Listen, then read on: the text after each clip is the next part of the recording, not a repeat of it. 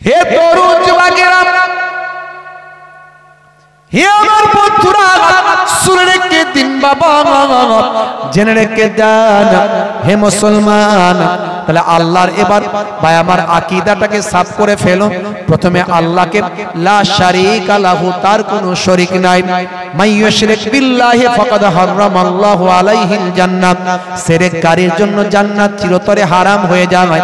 আল্লাহর সঙ্গে কাউকে গুলিয়ে ফেলবেন না, মিলিয়ে ফেলবেন না, এমনকি সামান্যতম আল্লাহর সঙ্গে শরীক করবেন না।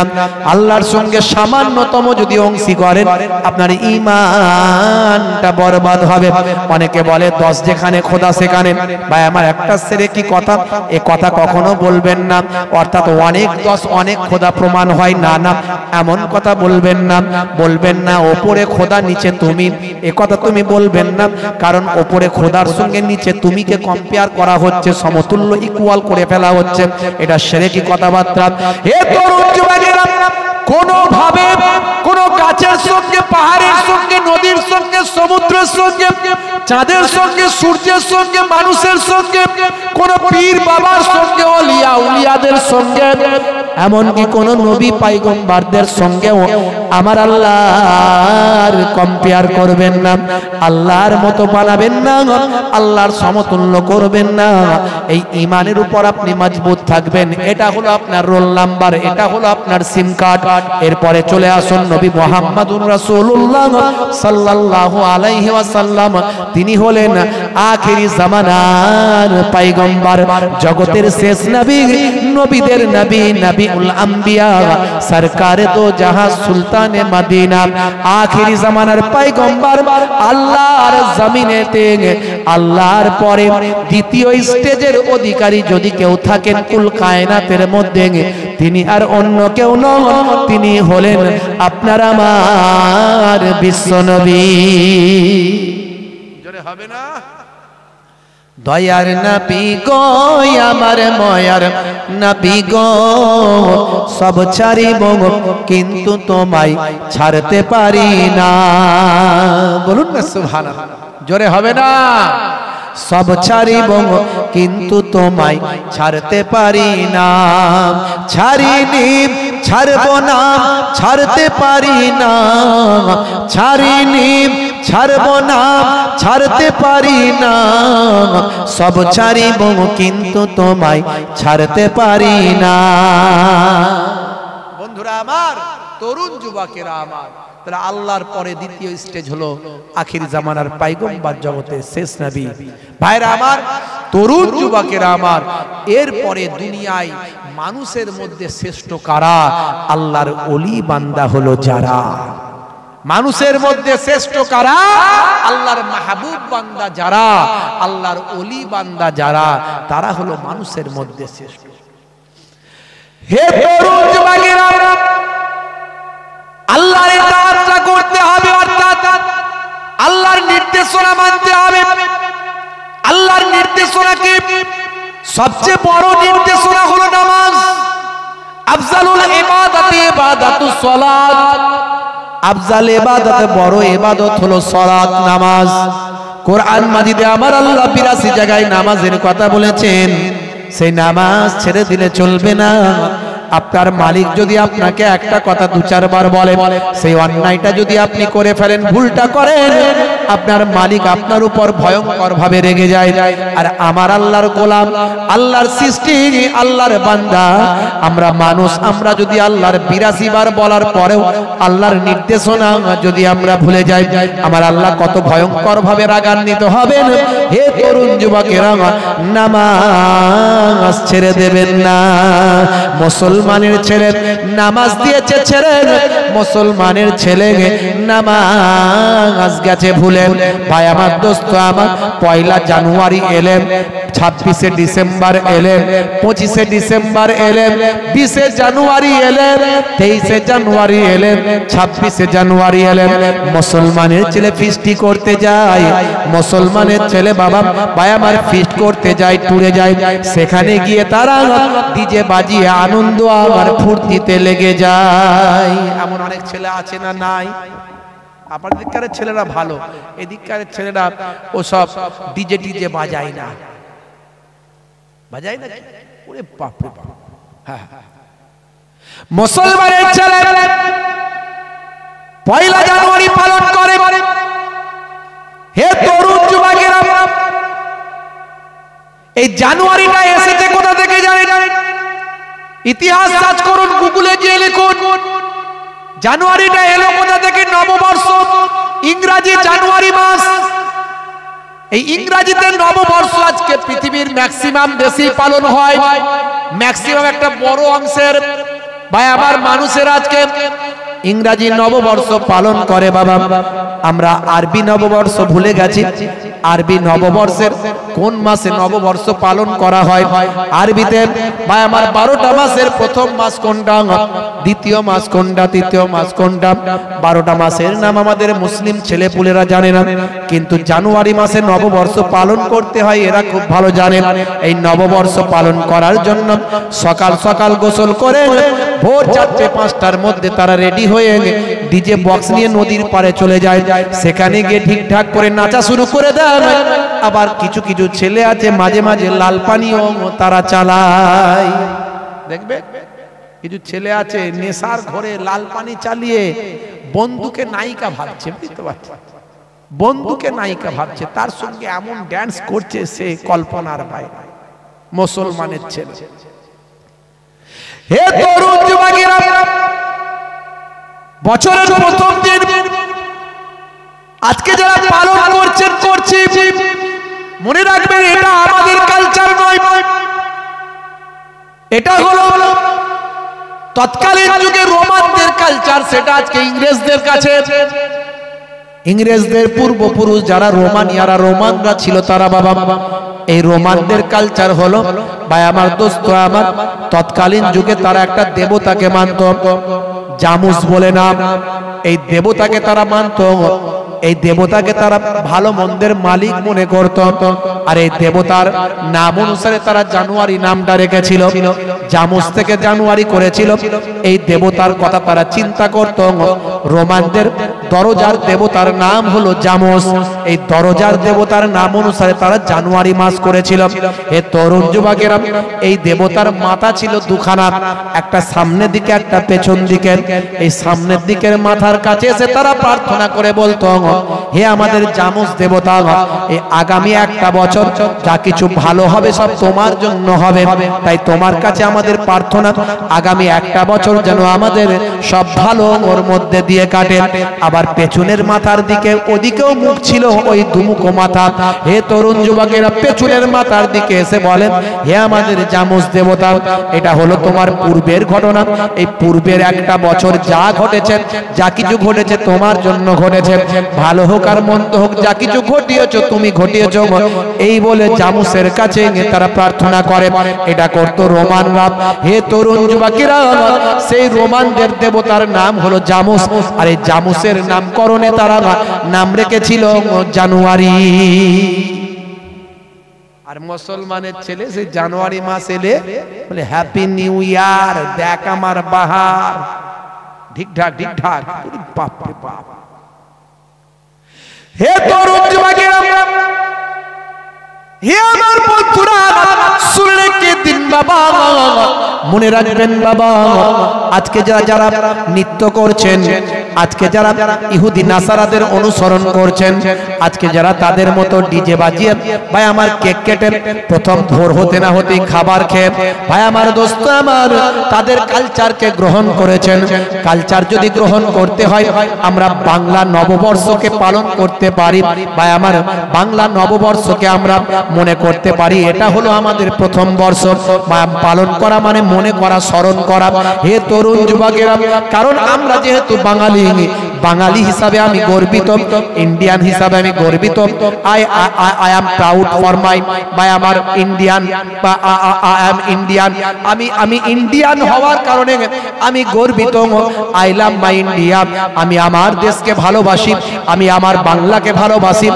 আমি প্রাউড, আমি গর্বিত ফর মাই আমার বেঙ্গলিয়ান। আমার বাঙালি হওয়ার কারণে আমি গর্বিত। আমি আমার বাংলাকে ভালোবাসি। I love my Bengali. আমি আমার বাংলাকে ভালোবাসি, তাই আমরা বাংলা মাস অনুযায়ী ভাই আমার বাংলা মাসকে আমরা মনে করতে পারি যে এটা হলো বাংলার বৈশাখ মাস। হে তরুণ যুবকেরা, কিন্তু আমরা আরবির মাসকে ভুলে যাই। আরবিতে মুহররম মাস হচ্ছে আরবি 12টা মাসের মধ্যে প্রথম, সেটা ছেড়ে দিয়ে আজকে রোমানদের দেওয়া আমরা জানুয়ারি নিয়ে আমরা পালন করি, জানুয়ারিকে সেলিব্রেট করি, জানুয়ারি মাসেরকে নিয়ে আমরা আনন্দ ফুর্তিতে মত্ত হয়।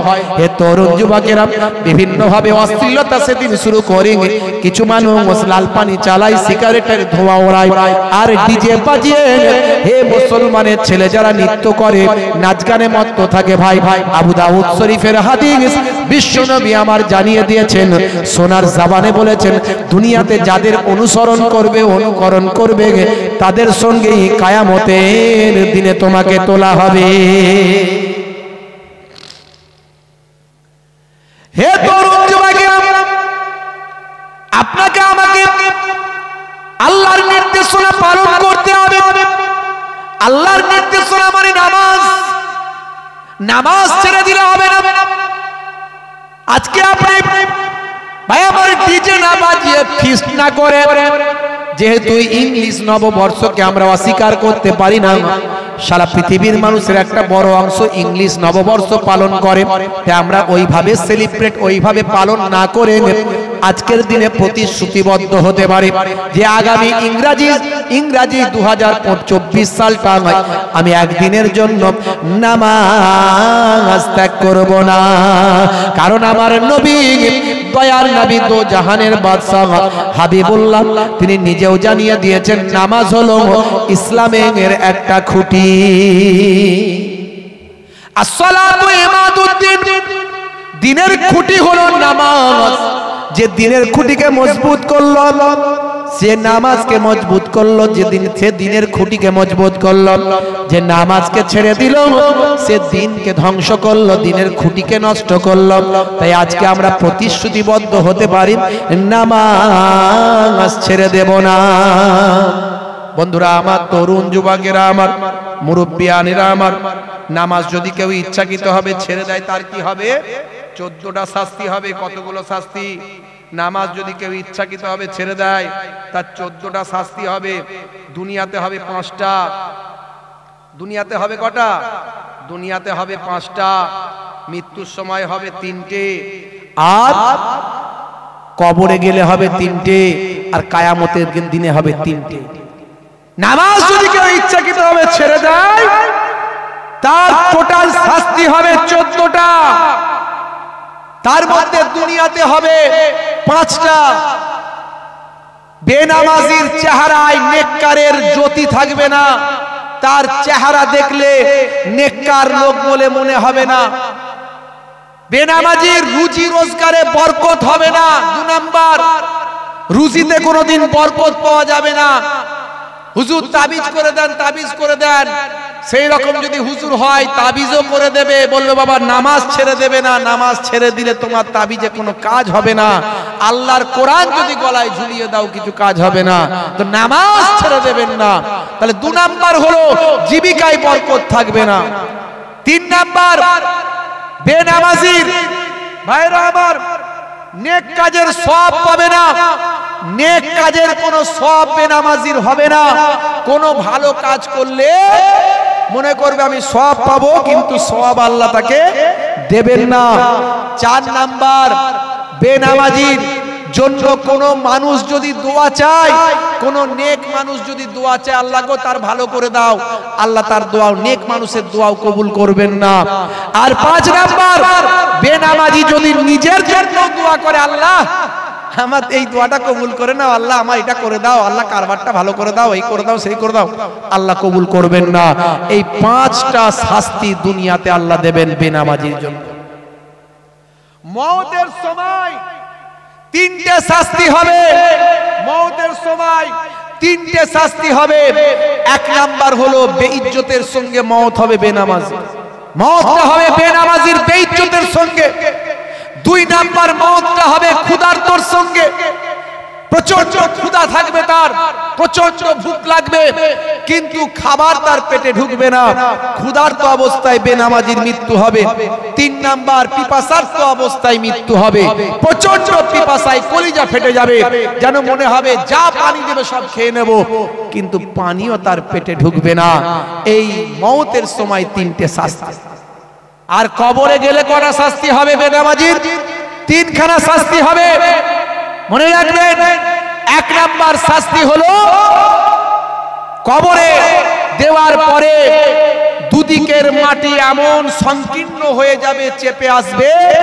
হাদিসের ভাষায় বলা হয়েছে একদিকের পাঁজর অন্য দিকের পাঁজরের সঙ্গে ঢুকে যাবে। এইভাবে তাকে পিষাই করা হবে, আবার গোটা করা হবে, আবার পিষাই করা হবে। এইভাবে কবরের ভিতর তার আযাব চলতে থাকবে।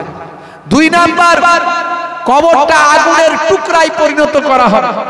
বেনামাজির কবরটাকে আগুনের টুকরায় পরিণত করা হবে। আর 3 নাম্বার, বেনামাজির কবরে একটা মারাত্মক ভয়ঙ্কর বিষধর সর্পকে নিযুক্ত করা হবে। তার নাম হলো সুজা আকরা। এই সুজা আকরা নামক ভয়াবহ ভয়ঙ্কর সাপ তাকে দংশন করতে থাকবে। যে সাপ জমিনের উপর একবার নিঃশ্বাস ছাড়লে জীবনে আর কখনো সেখানে ঘাস জন্ম নিত না, এই রকম ভয়ঙ্কর সাপ আল্লাহ তার কবরে নিযুক্ত করে দেবে। বেনামাজি শাস্তি কবরে। আর কিয়ামতের দিনে 3টে শাস্তি আল্লাহ তার জন্য দিয়েছেন, মনে রাখবেন। তরুণ যুবকেরা আমার, মুরব্বিয়ারেরা আমার, তার প্রথম শাস্তি, তাকে আমার আল্লাহ কিয়ামতের দিনে তার হিসাবটা হবে অত্যন্ত কঠিন হিসাব হবে, অত্যন্ত কঠিন ভাবে হিসাব নেওয়া হবে।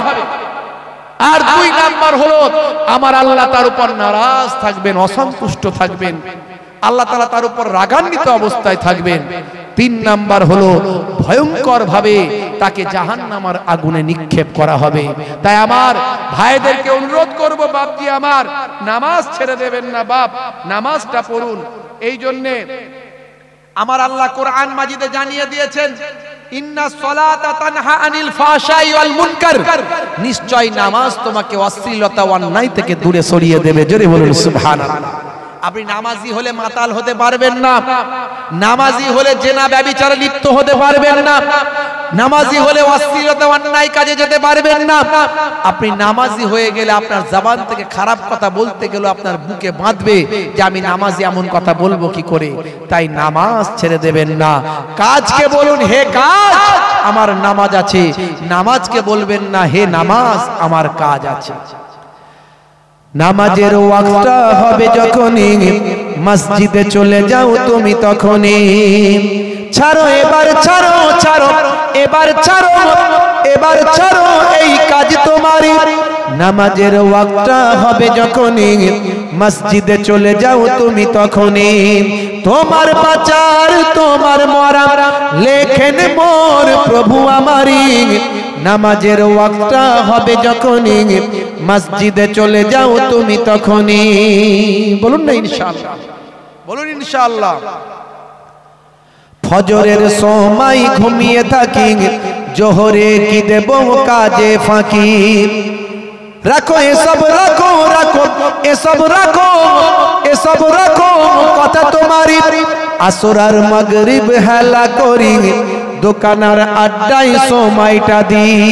মরলে তোমাকে যেতে হবে মাটির নিচে ঘর তোমারই। নামাজের ওয়াক্তটা হবে যখনই, মসজিদে চলে যাও তুমি তখনই। বলুন না ইনশাআল্লাহ, বলুন ইনশাআল্লাহ। এশার সময় ঘুমিয়ে পড়ি, শরীরটা ক্লান্ত মেলিয়ে দিই। না না এসব বলো না, এসব বলো না, এসব বলো না বান্দা তুমি। রুটি রুজি দিচ্ছে যিনি, জীবন মরণের মালিক তিনি। জোরে হবে না? রুজি রুটি দেওয়ার মালিক কে? জোরে বলেন কে? আর জীবন মরণ নেওয়ার মালিক কে? আল্লাহ। আপনি কারবার করেছেন, বলছেন ওরে বাবু আমি নামাজ পড়তে গেলে আমার দোকানটা কে দেখবে রে বল, হ্যাঁ আমার দোকানটা কে দেখবে? আচ্ছা বলুন তো, খদ্দেরের মনে যদি আপনার দোকানের প্রতি ভালোবাসা আল্লাহ তুলে নেয়, খদ্দের আপনার দোকান পর্যন্ত এসে বলবেন না এই দোকানটায় যাবো না, আর একটা দোকান হচ্ছে ওখানে যাই। এই যে খদ্দেরের মনে ভালোবাসা তৈরি করার মালিকটা কে? আল্লাহ। আপনি কারবার করেছেন, কারবার যদি না চলে এই চালানোর মালিক হলেন আল্লাহ। মানুষের হৃদয়ে ভালোবাসা দেনেওয়ালা আল্লাহ। আপনার দোকানে মানুষকে আননেওয়ালা লানেওয়ালা আল্লাহ। আপনি কারবার ভাই আমার ব্যবসাটা, ভাই আমার চাষটা করেছেন, সবজি তৈরি করেছেন, চাষের সবজিতে ঠিকঠাক ভাবে চাষটা ফসলটা ফলিয়ে দেওয়ার মালিক আল্লাহ। যদি ফসল না ফলে, যদি পোকা লেগে যায়, অনাবৃষ্টি অতিবৃষ্টি হয়, তাহলে আপনার মেহনত কোনো কাজে লাগবে না। তাই ফসল ফলাবেন বটে, কিন্তু স্মরণ করবেন আল্লাহকে। দোকান করবেন বটে, স্মরণ করবেন আল্লাহকে। যা কিছু করবেন সব কিছুর মধ্যে দিয়ে আল্লাহকে স্মরণ করবেন। আমার আল্লাহ বলছেন যে হে দুনিয়ার মানুষ, তোমরা আমার জিকির করো, জিকরান কাসীরা, তোমরা অধিক পরিমাণে আল্লাহকে স্মরণ করো। আল্লাহকে স্মরণ যদি করতে পারো, আমার রাসূলে পাক জানিয়ে দিচ্ছেন ফাইজা খালাউতা ফাহাররিক লিসানিকা মাসতাতাত বিযিকরিল্লাহ। তুমি যখন একাকী থাকবে তোমার লিসানটা আল্লাহর জিকিরে লাগিয়ে রাখবে। রাসূল বলছেন খায়রাদ দুনিয়া ওয়াল আখিরা। আমি রাসূলুল্লাহ বলছি আল্লাহ তোমার দুনিয়াতেও ভালো করবেন, আখিরাতেও ভালো করে দেবেন। বাপজি আমার, তরুণ যুবকেরা আমার, জীবন মরণের মালিক হলেন আমার আল্লাহ। সে আল্লাহ বলছেন বান্দা তোরা আমার হুকুম মান। আমার হুকুমের মধ্যে সবচেয়ে বড় হুকুম হলো নামাজ। হে তরুণ যুবকেরা, ডিটেইলস আমি বেশি বেশি করে বলতে পারবো না। নামাজের কথা একটু বললাম, রোজার কথা আমি আর বলছি না। রোজা, হজ, যাকাত, কালেমা, আমার আল্লাহর আদেশ আর নিষেধ। তা'মুরুনা বিল মারুফ ওয়া তানহাউনা আনিল মুনকার, ভালো কাজের আদেশ, খারাপ কাজের নিষেধ। ফামাইয়া আমাল মিসকালা যাররাতিন খায়রান ইয়ারা ওয়া মাইয়া আমাল মিসকালা যাররাতিন শাররান ইয়ারা। ভাই আমার জাররা জাররা পরিমাণ যদি ভালো করেন, তার বিচার, তার পুরস্কার আমার আল্লাহ দেবেন। আর জাররা জাররা পরিমাণ যদি মন্দ কাজ, খারাপ কাজ করেন, তারও বিচার আর তারও পুরস্কার আমার আল্লাহ দেবেন। তারও পানিশমেন্ট, তারও সাজা আমার আল্লাহ দেবেন। এটা আপনাকে মাথায় নিয়ে চলতে হবে। তাহলে আল্লাহর প্রতি বিশ্বাস, আল্লাহর প্রতি ঈমানটা ঠিক থাকবে। যেমন মুখে আল্লাহর প্রতি বিশ্বাস রাখবেন, অন্তরে রাখবেন, আর কার্যে পরিণত করবেন আল্লাহর নির্দেশনাগুলোকে মান্য করার মধ্যে দিয়ে। হে তরুণ যুবকেরা, হে আমার বন্ধুরা, এবার নবীর নির্দেশ, নবীর সুন্নত, নবীর ভালোবাসা, নবীর মহাব্বত, নবীর নির্দেশগুলোকে মানবেন, নবীকে মহাব্বত করবেন, রাসূলকে, দয়ার নবীকে ভালোবাসবেন। হে তরুণ যুবকেরা, দয়ার নবীকে কিরকম ভালোবেসেছেন বন্ধুরা আমার, সাহাবায়ে কেরামেরা কেমন ভালোবেসেছেন? হে তরুণ যুবকেরা, নবীর সুন্নতকে কেমন সাহাবারা ভালোবেসেছেন, নবীর সুন্নতকে কেমন করে আল্লাহর ওলি বান্দারা ভালোবেসেছেন। আজও আল্লাহর নেক বান্দারা আমার আপনার নবীর সুন্নতগুলোকে ভালোবেসে তারা চলেছে। জোরে হবে না বন্ধুরা আমার, তরুণ যুবকেরা আমার, বিশ্বনবী আমার বলছেন যে আমার সুন্নতকে ভালোবাসলো সে আমি নবীকে ভালোবাসলো, যে আমি নবীকে ভালোবাসলে আমার সঙ্গে জান্নাতি হলো। ফামান রাগিবা আন সুন্নতি ফালাইসা মিন্নি, যে আমার সুন্নতকে ইনকার করলো, যে আমার সুন্নতকে ঠুকরে দিল, যে আমার সুন্নতকে অস্বীকার করলো, সে আমার দলভুক্ত নয়। হে তরুণ যুবকেরা, হে আমার বন্ধুরা, হে আমার মুরব্বিয়ানেরা, 1450 বছর আগে বিশ্বনবী যে সুন্নতগুলো বলেছেন, সেই সুন্নতগুলো আপনি মেনে চলুন, আপনার দুনিয়া আখিরাতে কামিয়াবি হবে। দয়ার নবী আমার সুন্নতগুলোর মধ্যে সবচেয়ে বেশি গুরুত্ব দিয়েছেন যে সুন্নতের উপর, সেটা হলো মুখের দাড়ি। আজকে দাড়ি হয়েছে ফ্যাশন। বিরাট কোহলি দাড়ি রেখেছে, হরভজন সিং দাড়ি রেখেছে, লিওনেল মেসি দাড়ি রেখেছে, কথা ঠিক না বল? এই কিছুদিন আগে বিশ্বকাপ খেলা হলো, বিশ্বকাপ ক্রিকেট খেলা হলো না ভাই? এই ফাইনালটা কোথায় হয়েছিল বলেন? অনেকে অনেক কথা বলেছিল, গুজরাটে। হ্যাঁ, আর স্টেডিয়ামটার নাম কি? হ্যাঁ, নরেন্দ্র মোদী স্টেডিয়াম, আমাদের প্রধানমন্ত্রীর নামে। বন্ধুরা আমার, আপনারা জানেন পুরো টুর্নামেন্টে ভালো খেলা খেলেছিল বিরাট কোহলি। অনেক নাম বিরাট কোহলি, মুখে তার দাড়ি আছে দেখবেন ছোট ছোট। এখন আবার বিরাট কোহলির মতো অনেকে দাড়ি রাখছে। বিরাট কোহলির সুন্নত, ওটা নবীর সুন্নত নয়, বিরাট কোহলির সুন্নত। আর আপনি যদি ছোট ছোটই দাড়ি রাখেন কিন্তু নবীর সুন্নত মনে করে রাখেন যে আজ আমি ছোট ছোট রেখেছি, একদিন বড় হয়ে যাবে, এই যে সুন্নত মনে করে রাখলেন, নবীর সুন্নত মনে করে, এই অবস্থায় মরে গেলে, কবরে গেলে মুনকার নাকির ফারিস্তা বলবে মান রব্বকা, দেখতে পাবে মুখে দাড়ির দেখা, হতে পারে ওই দাড়িটাই হবে নাজাতের জারিয়া। জোরে হবে না? দাড়ি রাখতে লজ্জা পায় মুসলমানের ছেলে। বিরাট কোহলির মুখে দাড়ি আছে দেখবে। হরভজন সিং, লিওনেল মেসি থেকে শুরু করে, হাসিম আমলা থেকে শুরু করে অনেক বড় বড় খেলোয়াড় প্লেয়ারদের মুখে দাড়ি আছে। এই বিরাট কোহলি টোটাল টুর্নামেন্টটাই ভালো খেলেছিল, কিন্তু ফাইনালে গিয়ে দুর্ভাগ্যবশত হেরে গিয়েছিল। হার জিতের খেলা তো হার জিতের, আপনারা দেখেছেন। বন্ধুরা আমার, তরুণ যুবকেরা আমার, এই খেলায় হার জিত নিয়ে অনেকে অনেক কথা বলেছে। কে মাঠের দোষ দিচ্ছে, কে জায়গার দোষ দিচ্ছে, কে অমুকের দোষ দিচ্ছে, কে তমুকের কথা বলছে, কে কোন খেলোয়াড়ের কথা বলছে। ভাই, খেলায় হার জিত থাকবে। আমার দেশের প্লেয়াররা আমাদের গর্ব, আমার দেশের প্লেয়াররা আমার দেশের সম্মান। যে কোনো ভাবে আমার দেশের সম্মান বিশ্বের যদি সম্মানিত হয় আমার দেশ, এটা আমি গর্ববোধ করি। তো মনে রাখবেন, আমি একটা জিনিস আপনাদের বোঝাতে চাই, বিরাট কোহলি হেরে যাওয়ার পরে তিনি কেঁদেছিলেন, আর তার এগেনস্টে যে দল ছিল, কোন দল জিতেছিল বলেন? অস্ট্রেলিয়া। সে অস্ট্রেলিয়ার ক্যাপ্টেনের নাম কি? গ্রেট ম্যাক্সওয়েল, তাই তো নাকি? ঠিক বললাম? আচ্ছা, ব্যাট কামিংস। আচ্ছা, ও যে তাহলে এসে, আচ্ছা যাই হোক, আপনারা ঠিক বলছেন, হয়তো আমি ভুল বলছি কিনা জানি না। তো ম্যাক্সওয়েল বলে নাম, যিনি ওই সময় ওই সেরা ম্যাচ খেলেছিলেন অস্ট্রেলিয়ার সম্ভবত, তিনি এসে বিরাট কোহলিকে পাশে গিয়ে দাঁড়িয়েছিলেন। ওই সময় তিনি সেলিব্রেশন করেন। আমার বলার উদ্দেশ্য এটা,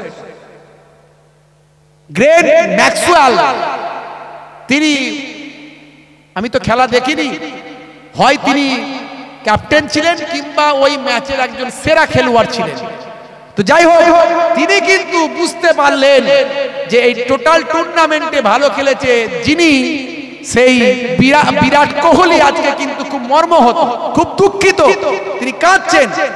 তা আমি জিতেছি বটে, কিন্তু জেতার পরেও আমার সেলিব্রেশন করার থেকে, আনন্দ উপভোগ করার থেকেও আমার বন্ধু আজকে ভালো খেলে দুঃখ পাচ্ছে, তার পাশে গিয়ে দাঁড়ানো উচিত।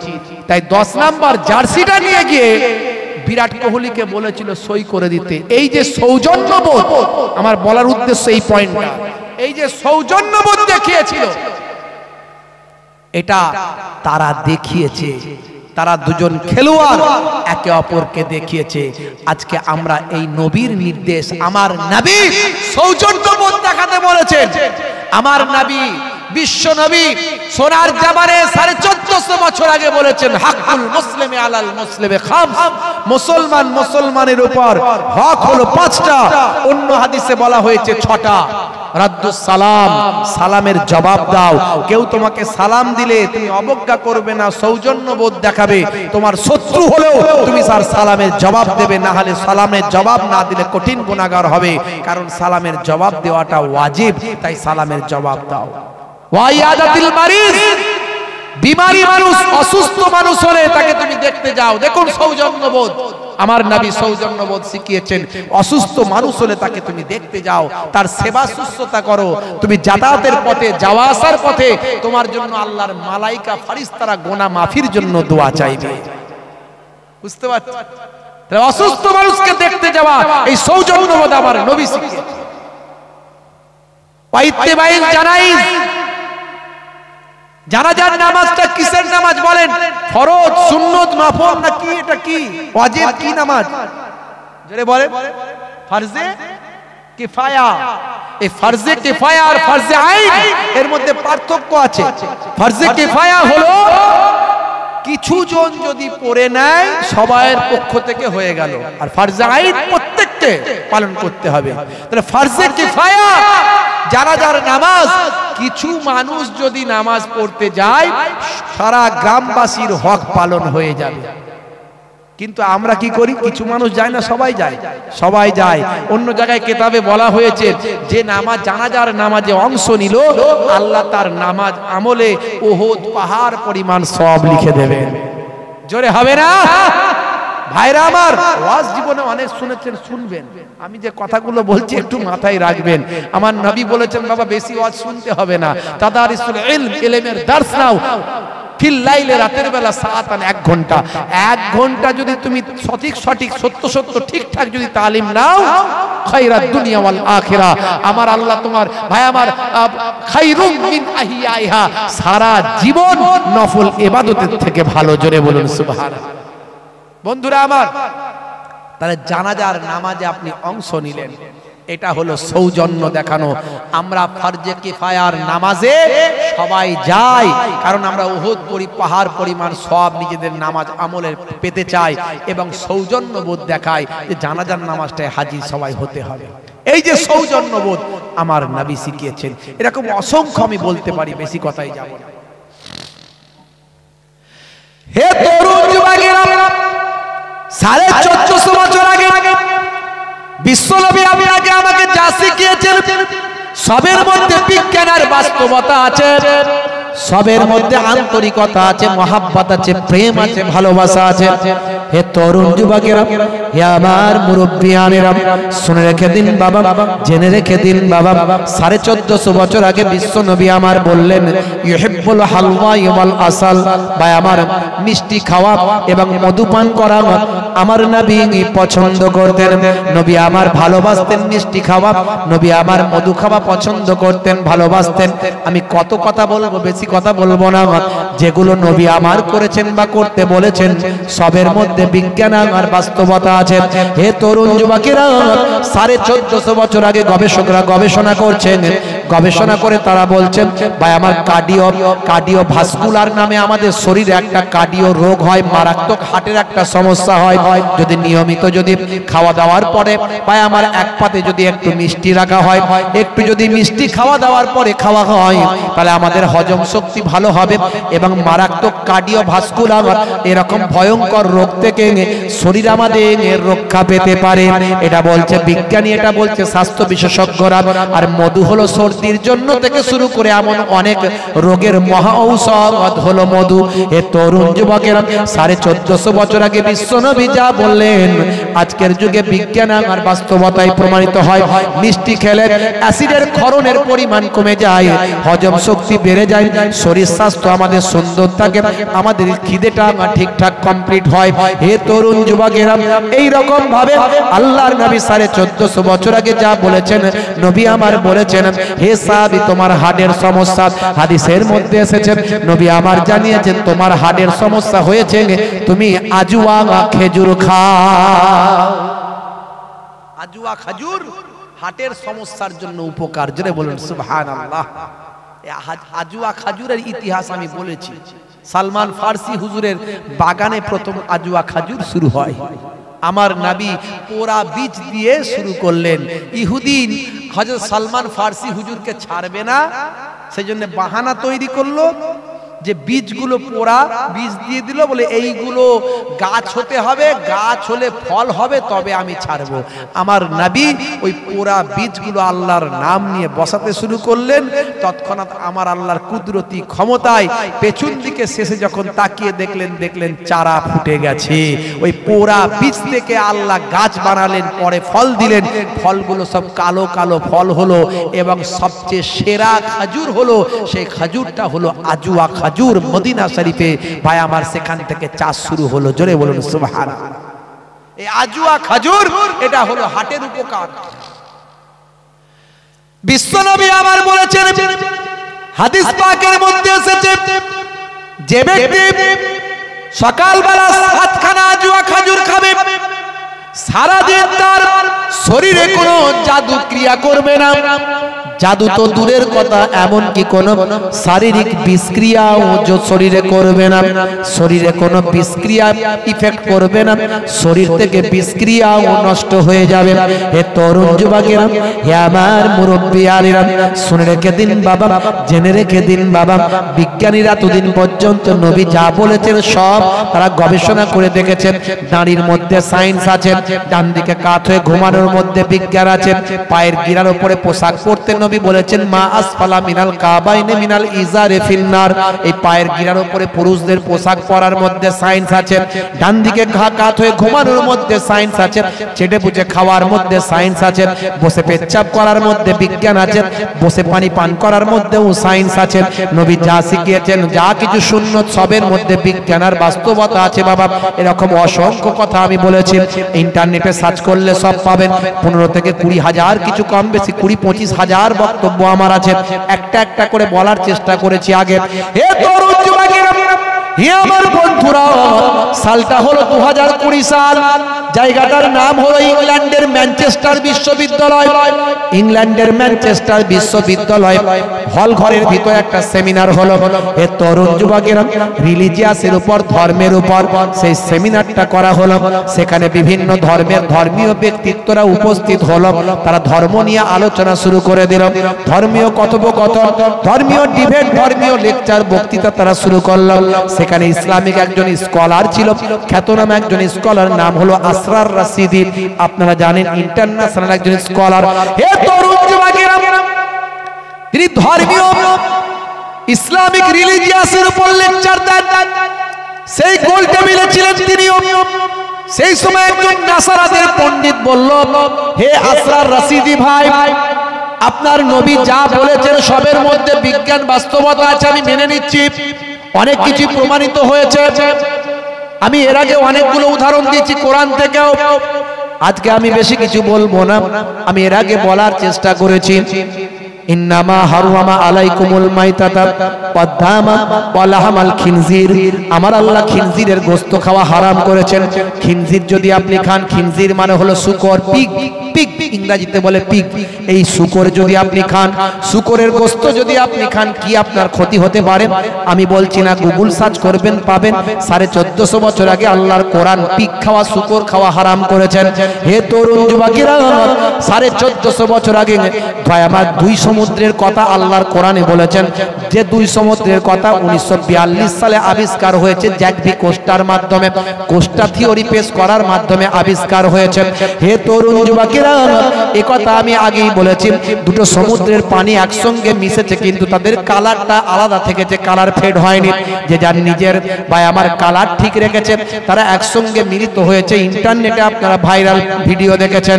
হে তরুণ যুবকেরা, 1450 বছর আগে আল্লাহর কোরআন বলেছেন, মারাজাল বাহারাইনি ইয়ালতাকিয়ান বাইনাহুমা বারযাখুল লা ইয়াবগিয়ান।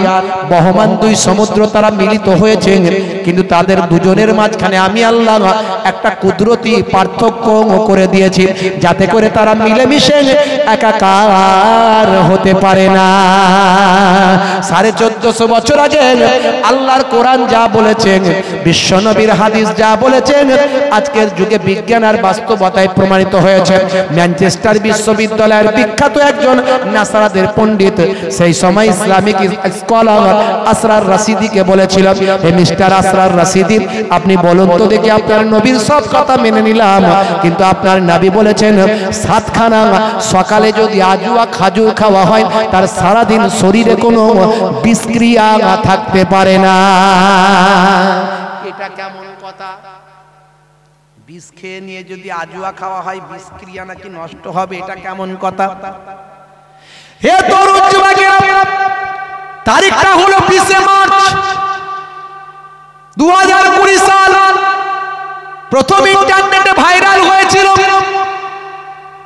হে জওয়ান যুবকেরা, হে আমার বন্ধুরা, আসরার রাশিদি সেই সময় তিনি বললেন, ঠিক আছে, আপনার কথাটা আমি এখনই বাস্তবায়িত করে দেখানোর চেষ্টা করি, কারণ আমি আজুয়া খাজুর খেতে পছন্দ করি, রাত দিন আমার কাছে আজুয়া খাজুর রাখি, এখানে যদি একটু লিকুইড কোনো বিষ থাকে আমাকে দেওয়া হোক। সঙ্গে সঙ্গে তিনি সেখান থেকে একটু আমার ইঁদুর মারা লিকুইড বিষ সেখান থেকে পেলেন, আমার কেমিক্যাল ইঁদুর মারা বিষ সেখান থেকে পেলেন। সেই ইঁদুর মারা বিষটা তিনি মুখে ঢক ঢক করে খেয়ে নিলেন, নিয়ে 7 খানা আমার আজুয়া খাজুর তার সঙ্গেই থাকতো, তিনি খেলেন। খাওয়ার পরে মানুষদেরকে দেখিয়ে দিলেন, দেখো দেখো আমার শরীরে দেখো কোনো ইফেক্ট কিছু করছে কিনা, আমি এখানে কয়েক ঘন্টা পর্যন্ত থাকবো, আমার কোনো ক্ষতি, এই ইঁদুর মারা এই মারাত্মক কেমিক্যাল মারাত্মক বিষ আমার শরীরে কোনো ক্ষতি ইনশাআল্লাহ করবে না। কারণ আমার নবী যা বলেন নিজের ইচ্ছায় বলেন না, মায়ান্তিকু আনিল হাওয়া ইন হুয়া ইল্লা ওয়াহিয়ুন ইউহা। আমার নবী নিজের ইচ্ছায় কোনো কথা বলেন না যতক্ষণ না আমার আল্লাহ ওহী দিয়ে না জানিয়ে দেয়। 7 খানা খাজুর খাওয়ার নির্দেশ আমার নবী বলেছেন। আসল কথা কার? জোরে বলেন কার? আল্লাহ। বন্ধুরা আমার, এই কথাগুলো আমার বলার মানে কি, কেন বলছি? আপনার বিশ্বাসকে আরো মজবুত করতে চাইছি। আপনি কোরআন দেখে আল্লাহকে চিনুন, আপনি নবী দেখে আল্লাহকে চিনুন। আপনাকে কেউ বলতেই পারবে আল্লাহকে দেখা যায় না, আল্লাহকে মানো কেমন করে? আল্লাহকে দেখা যায় না, আল্লাহর নিদর্শন দেখা যায়। আমরা জানি কর্তা ছাড়া ক্রিয়া হয় না, তাহলে আকাশটা তৈরি করলো কে? জমিনকে তৈরি করেছে। কার ইশারায় গাছ, চারা গাছ থেকে এত বিশাল গাছ তৈরি